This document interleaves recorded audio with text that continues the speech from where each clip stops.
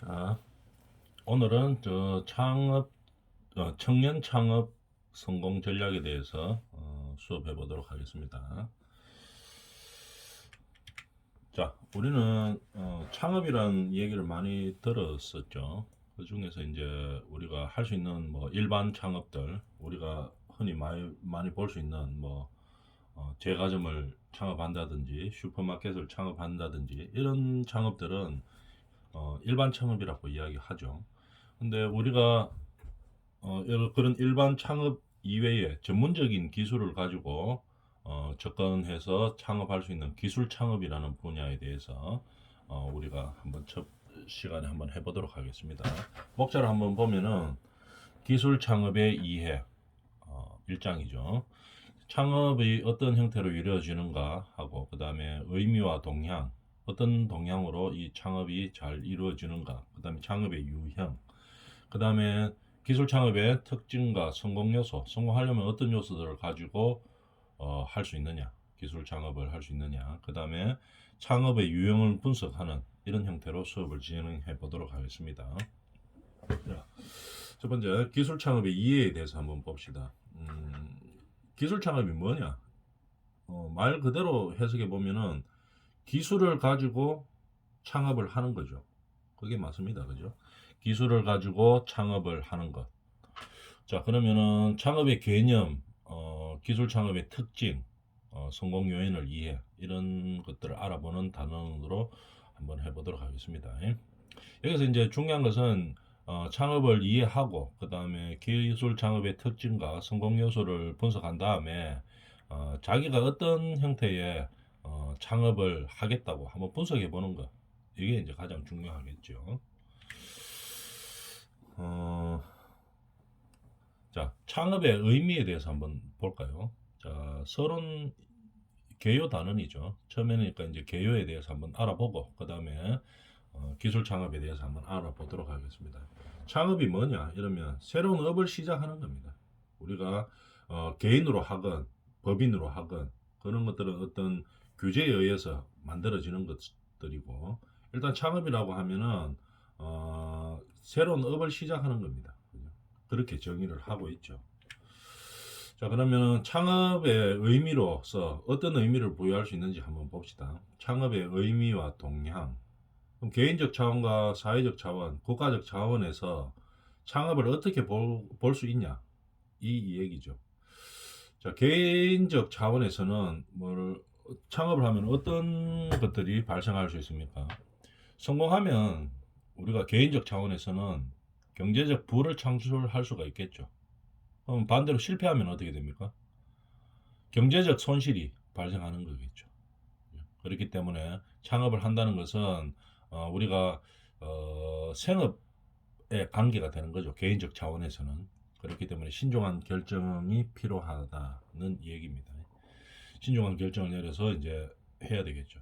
개인적 차원에서는 그렇게 창업의 의미를 부여할 수 있고, 사회적 차원에서는 어떤 의미가 있는지 한번 봅시다. 사회적 차원에서는 사회적으로는 창업이 되면은 뭡니까? 고용 창출이 되죠. 고용이 창출됩니다. 고용이 창출되고 그다음에 생산 활동이 증가하게 되겠죠. 그래서 사회적 안정에 기여를 할 수 있다. 이렇게 되겠습니다. 그다음에 그럼 창업이라는 것이 국가적 차원에서는 어떻게 되느냐? 일자리가 일단 생기죠. 그죠? 국가적 차원에서 보면은 요즘 뭐 취업하기도 힘들고 양질의 취업 자리가 많이 줄어들었죠. 저성장 시대이기 때문에 그렇습니다. 옛날에 우리나라가 70년대 이럴 때 80년대 이럴 때는 막 고성장 시기죠. 성장이 막 활성화되는 시기이기 때문에 우리가 일자리가 많습니다. 막 성장하는 단계에 있기 때문에 그때는 웬만하면 마음만 먹으면, 그리고 조금만 노력하면은 어떻게 양질의 그런 직업들을 가질 수가 있었었죠. 그런데 요즘은 저성장 시대죠. 이미 성장이 끝나고 정책입니다. 그죠? 저성장 시대에 있기 때문에 창업, 그냥 뭐 일자리가, 양질의 일자리가 막 그렇게 예전에 고성장 시기처럼 막 많다든지 이렇지는 않습니다. 그죠? 그래서 우리가 새로운 차원의 일자리를 창출하기 위해서 창업을 하는 그런 국가적인 차원에서의 의미가 있죠. 자, 그럼 국가적인 차원에서는 창업이 활성화되면 일자리가 창출되고, 일자리 창출되면은 어떤 현상이 일어납니까? 세금이 많이 들어옵니다. 그죠? 세금이 많이 들어오고, 그 다음에 그러니까 당연히 재원을 세수를 가지고 국가 발전과 안정에 기여를 하게 되겠죠. 이런 창업의 의미가 국가적 차원에서 있다, 이렇게 이야기할 수 있겠습니다. 그러면 반대로 실패를 하게 되면 어떻게 됩니까? 국가적 차원에서 보면 실업률이 엄청, 국민들이 다 놀고 있는 거죠. 실업률이 증가하고, 이렇게 되면 국가 경쟁력이 약화된다, 이런 의미를 줄 수가 있습니다. 그 다음에 창업의 의미와 동향. 자, 최근에는 이 창업의 열풍이 좀 많이 불고 있는데, 이 창업이라 하는 것은 어떤 사회적인 변화나 기술력의 변화, 그 다음에 어떤 정부 정책의 변화에 따라서, 그런 요인들에 따라서 창업의 동향도 많이 바뀝니다.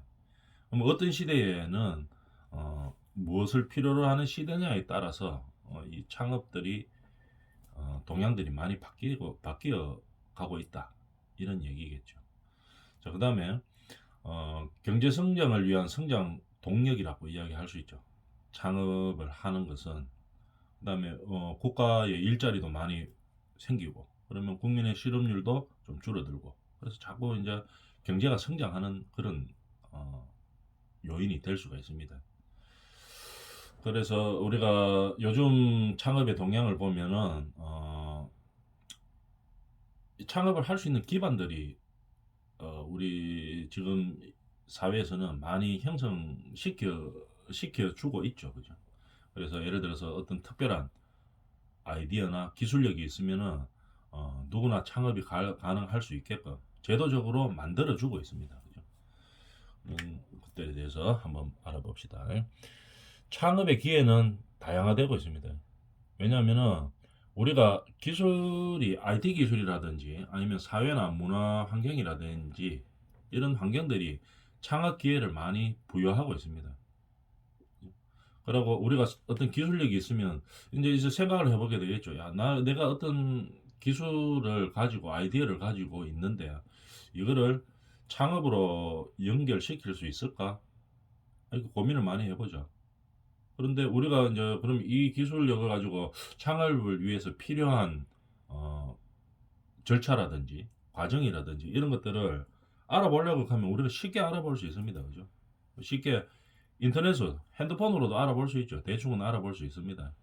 그러면 핸드폰에서 뭐 회사 설립 절차 과정, 뭐 창업 절차 과정 이런 것들을 알아보고, 좀 더 이제 구체적으로 알고 싶으면은 그렇게 지원하는 정부 부처에서도 그런 지원할 수 있는 그런 부처들을 많이 양성화 시키고 있죠. 시청에 가서 알아봐도 되고, 그다음 어떤 단체 중소기업청에 들어가서 알아봐도 되고, 그러면은 이런 기회들이 상당히 많습니다. 특별한 기술과 어떤 아이디어만 있다면은, 나머지 제반 환경들은 창업하기에 좋은 환경으로 우리나라가 지금 우리 사회가 만들어지고 있다, 이런 얘기겠죠. 이런 창업은 우리가 아까도 이야기했지만은 취업난이 심각하고 양질의 일자리가 감소되고 있는 이때에 우리가 일자리 창출 효과로서 어떤 대안을 가지고 있는 거겠죠. 그죠? 그래서 우리가 요즘 심각한 청년 실업을 해결할 수 있는 방안도 될 수 있고, 이런 좋은 요소들이 있기 때문에 정부에서는 청년 창업을 활성화시키고 그에 대한 지원도 많이 추진하고 있다, 이런 얘기입니다. 그죠? 창업은 이런 의미와 동향을 가진다고 이야기할 수 있는 거죠. 그러면 창업의 유형에 대해서 한번 알아봅시다. 지금까지는 이제 서론 부분이었고, 이제 창업을 할 때 실질적으로 어떤 유형과 어떤 뭐 형태로 진행되는지 한번 구체적으로 한번 알아봅시다. 목적, 창업의 목적이 뭐냐? 우리는 예를 들어 내가 가진 전문 기술이나 뭐 어떤 아이디어나 능력들이 있는데 이거를 어떤 기회로 삼아서 창업을 해보려고 하는 그런 기회형 창업이 있을 수가 있겠죠. 그런 기회형 창업이 있는 반면 그냥 내가 생계를 꾸려 나가야 되기 때문에 이 먹고 살아야 되기 때문에 해야 되는 창업이 있습니다. 그죠? 돈을 벌어서 가정을 꾸리고 그다음에 내 의식주를 해결하고 이런 걸 하기 위해서 단순히 생계형으로 창업하는 경우가 있습니다. 그죠? 목적이 창업의 목적이 기회형이냐 생계형이냐 이렇게 두 가지로 나눌 수가 있겠죠.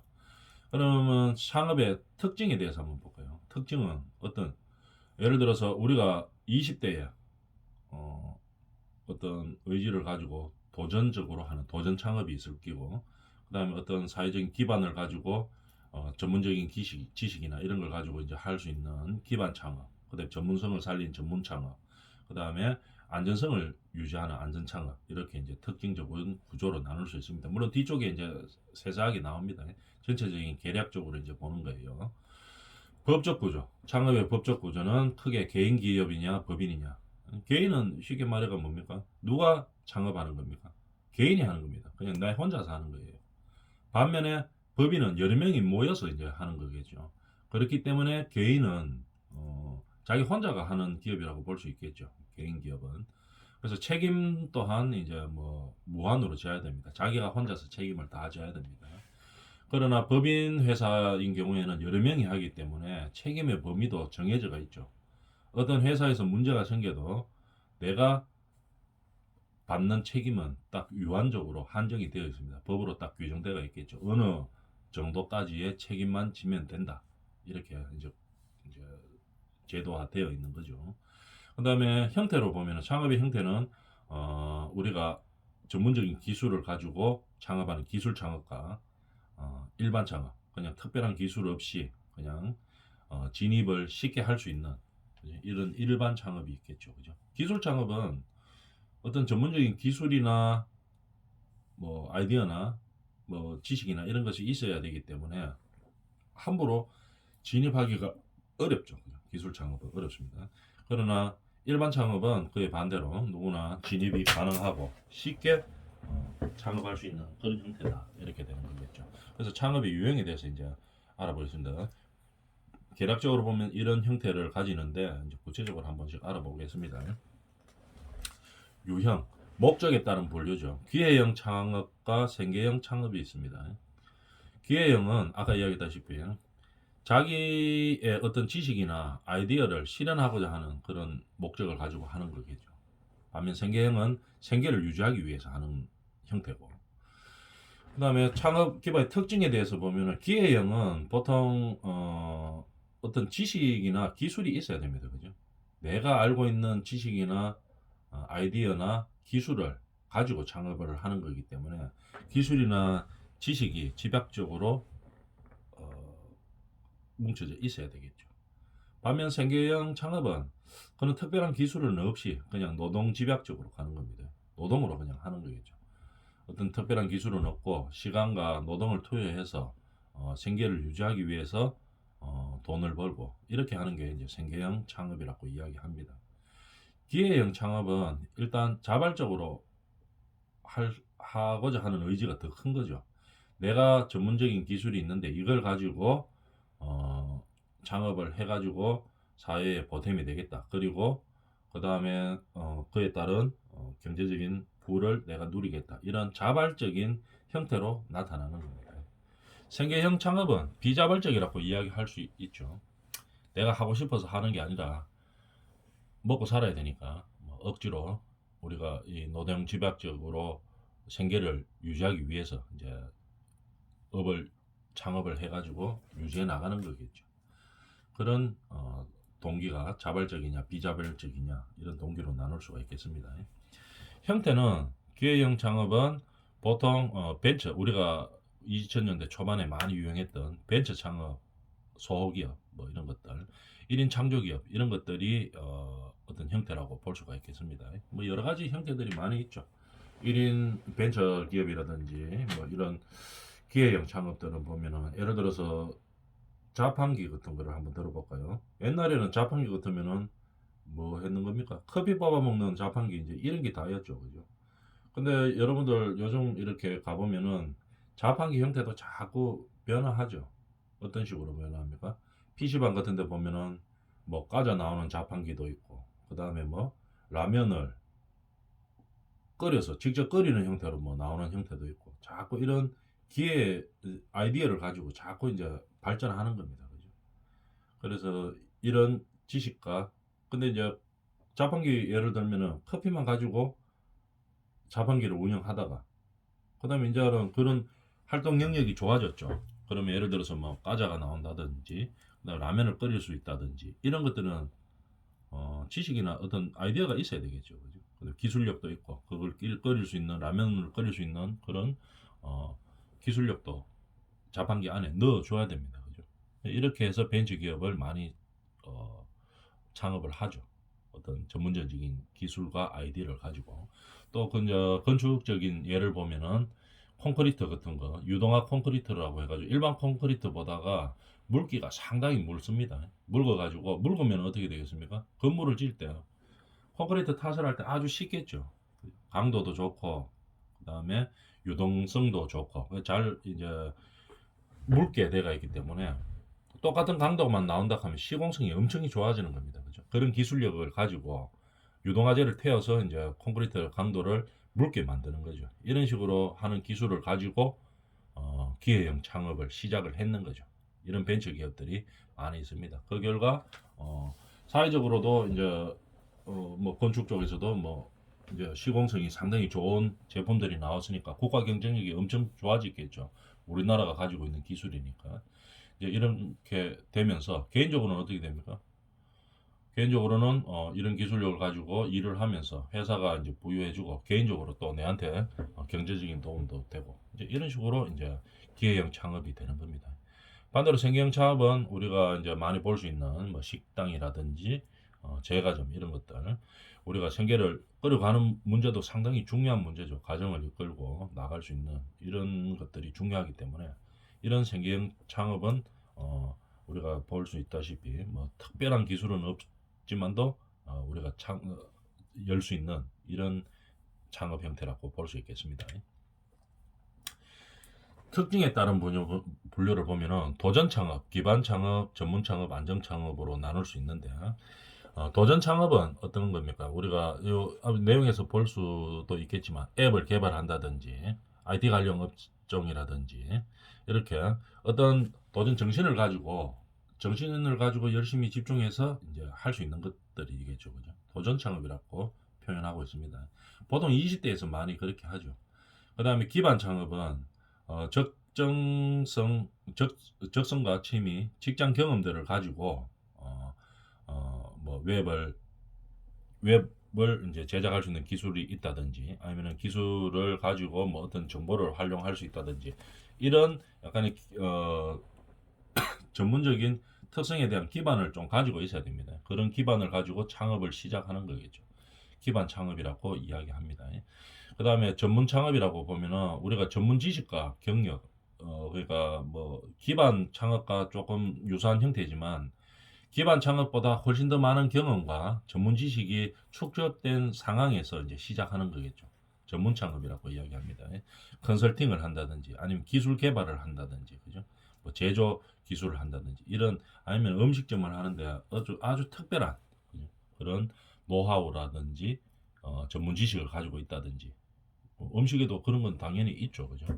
그래서 일반적으로 하는 음식하고 그냥 진짜로 전문성을 가지고 기술력을 가지고 하는 음식하고 차이가 많습니다. 이런 것들을 전문 창업을 이제 연다든지 이런 게 전문 창업의 형태가 되겠죠. 그다음에 안전 창업은 뭐 생계 유지를 위해서 안전적으로 딱 창업을 하는 그런 형태를 말하는 겁니다. 예에 나와 있죠, 그죠? 뭐 제과점을 한다든지, 뭐 예를 들어서 문구점을 한다든지, 뭐 스크린 골프를 장을 연다든지, 뭐 이런 것들이 안전하게 생계를 유지할 수 있는 창업의 형태라고 이야기할 수 있겠죠. 어떤 게 좋다 이런 것은 상황마다 다르기 때문에 없습니다. 그러면은 자기가 처한 상황이나 그 사회 상황에 맞게 자기가 처한 상황에 맞게 이제 선택을 해서 창업을 하면 된다 이런 얘기죠.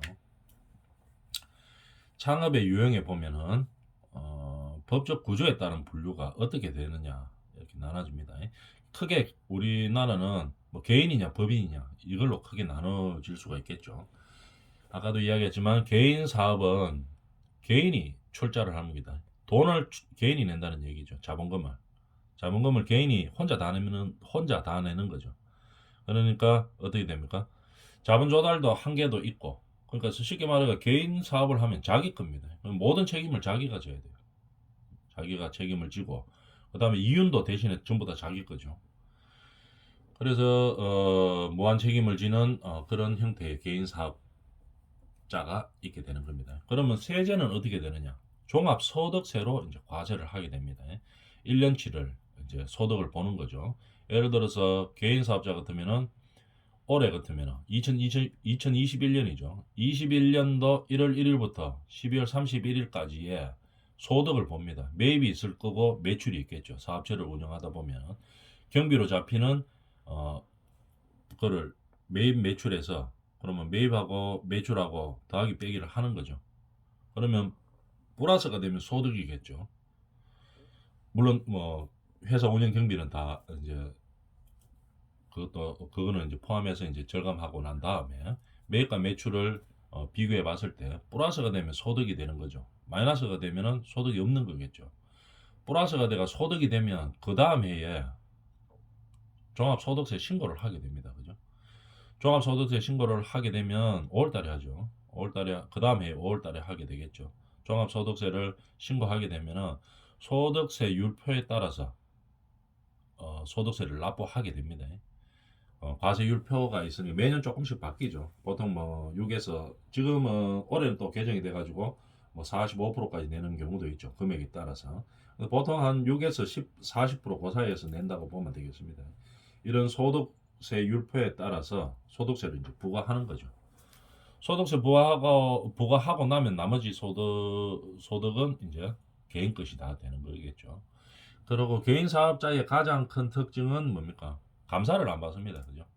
외부 감사를 안 받는 거겠죠. 감사는 누가 합니까? 그 회계사들이 합니다.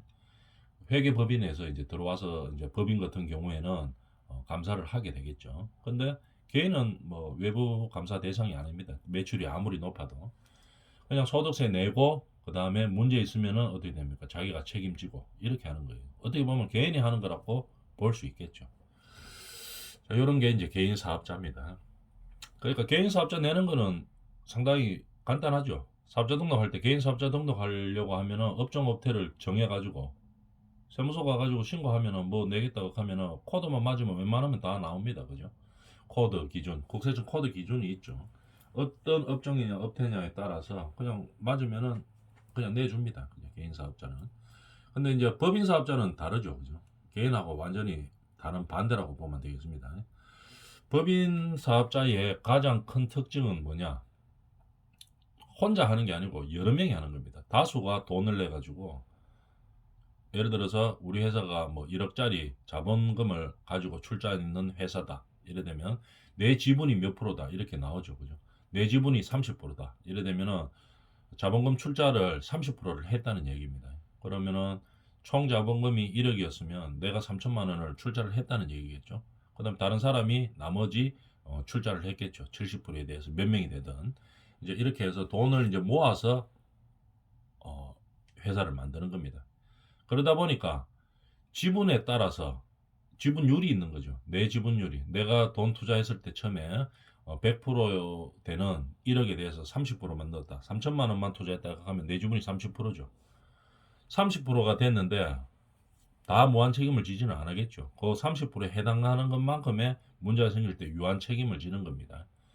그러면은 다 유한 책임만 지느냐? 법인의 출자자들은 전부 유한 책임이고 무한 책임지는 경우는 없습니까? 이러면은 무한 책임지는 경우도 있습니다. 어떨 때 지는가 하면은 지분율이 50% 이상 말고 초과되는 거 있죠. 50.1%라도 되는 거. 그죠?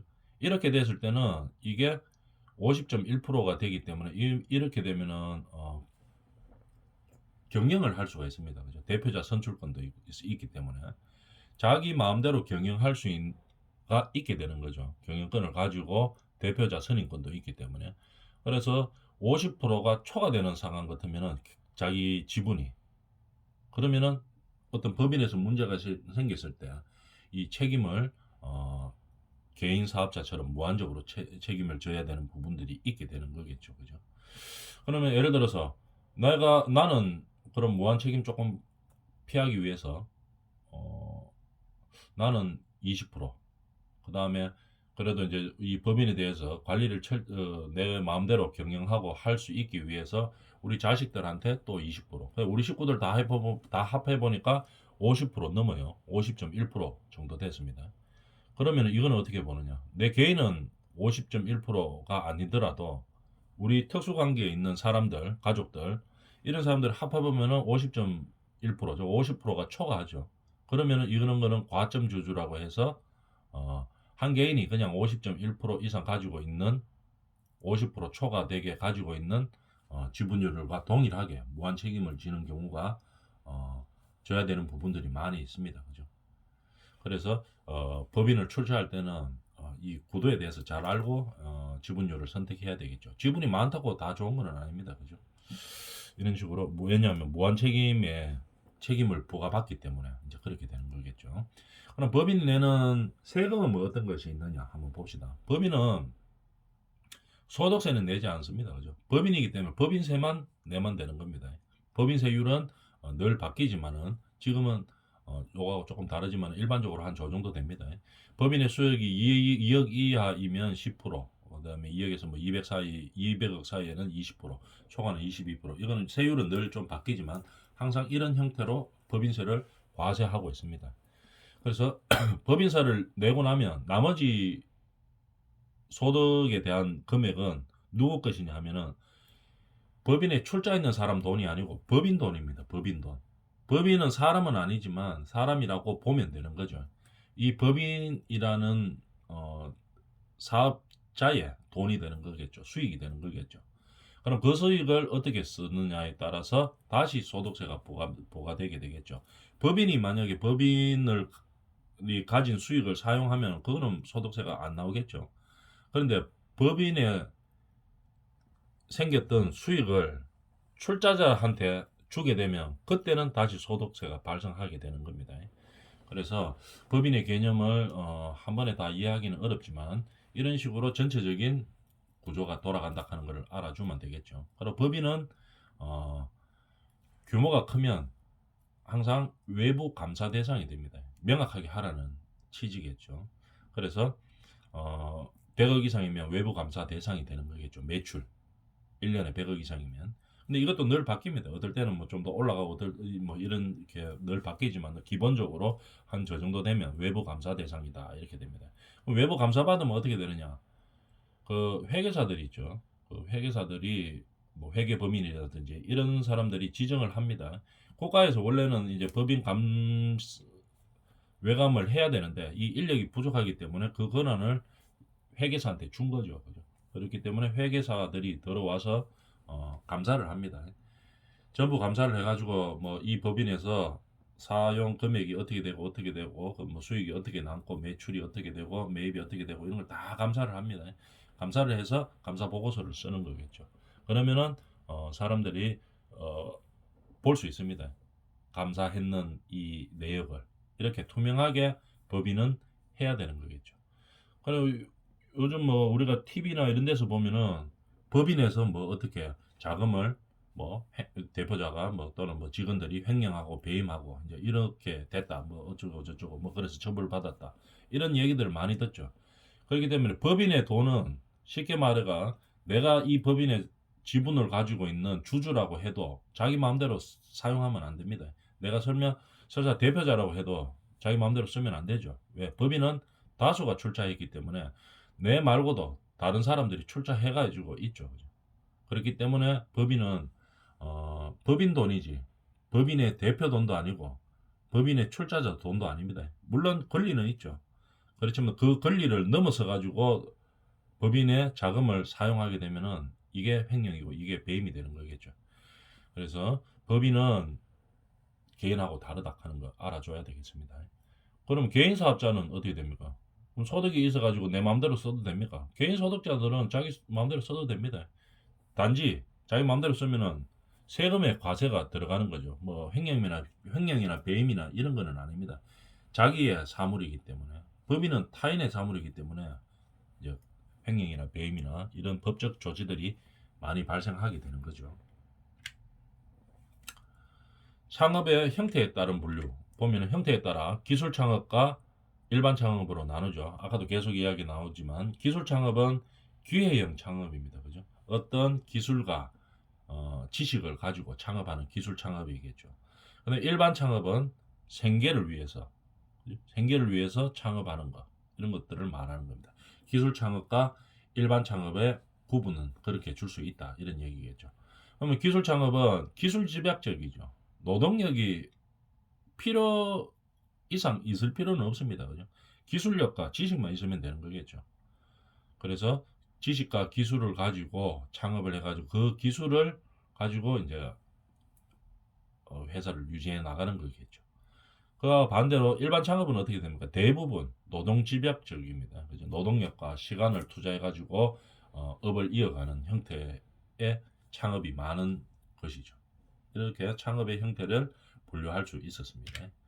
그 다음에 기술 창업의 특징은 다음 시간에 하도록 하겠습니다.